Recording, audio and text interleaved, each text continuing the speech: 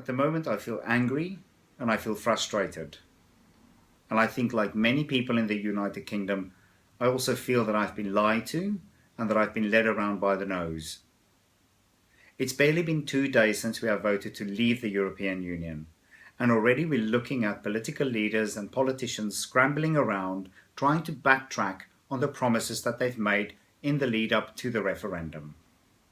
A case in point is Nigel Farage, who promised in his argument to leave the European Union that the NHS will be able to rake back £350 million per week to reinvest in our medical services once we are no longer part of the European Union. The easiest thing for us to do on the Brexit camp is just to talk about the net figure.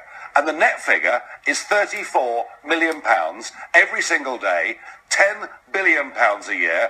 And I say that is too much, and we should spend that money here in our own country on our own people.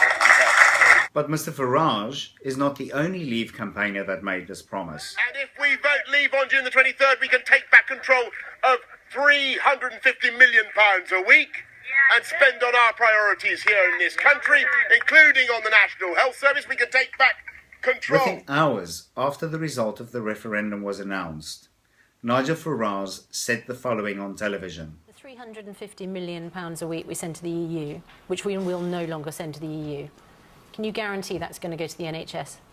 No, I can't, and I would never have made that claim. 17 million people have voted for Leave. Yep. Based, I don't know how many people voted on the basis of that advert, but that was a huge part of the propaganda. You're now saying that's a mistake? We have a £10 billion a year, a £34 million a day featherbed. That is going to be free money that we can spend on the NHS, on schools, or whatever it is. But you're not guaranteeing that that money, as promised, will go to the NHS. You must understand, I was ostracised by the official Leave campaign and as I've always done, did my own thing. Do you think there are other things that people will wake up this morning and find out aren't going to happen? Now, if you ask me, that looks like a promise that's being broken as we speak. And if you pay careful attention to how things unfold in the next few months, you'll notice that it's not going to be the only promise that ends up in the gutter.